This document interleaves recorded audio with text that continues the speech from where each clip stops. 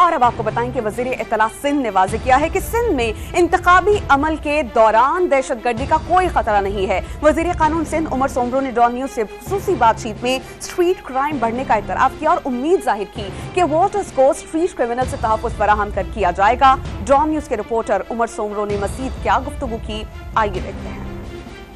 हम मौजूद हैं वज़ीर क़ानून सिंध मोहम्मद उमर सोमरो साहब के साथ, और जो इलेक्शन के हवाले से जो कि अब जो तमाम इस्लाहात सामने आ रही हैं और तमाम अज़ला के अंदर और सिंध के जो तमाम इलेक्शन के अवामिल जो एलिमेंट्स हैं उसको हतमी शक्ल दी जा रही है। इसी हवाले से हम बात करेंगे कि कानून नाफिज करने वाले इदारों के लिए क्या हिकमत अमली तय हुई है। कमीशन तो जनरली इन कंट्रोल है, और जहाँ इलेक्शन कमीशन रिक्वेस्ट करेगी लॉ मिनिस्ट्री से या उनके अमले की मदद की, हम लोग तो हाजिर हैं।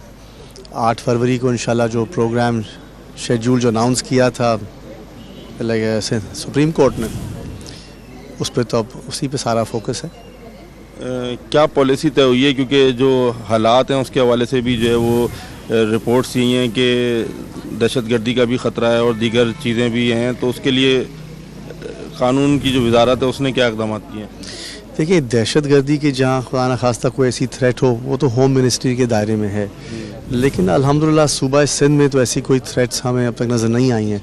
जहाँ यहाँ इशू है वो है स्ट्रीट क्राइम का, तो टेररिस्ट थ्रेट्स के हवाले से तो ऐसी कोई आगाही नहीं है। अल्हम्दुलिल्लाह हमारी उम्मीद है कि इसी तरह स्मूथली इलेक्शन हो जाए।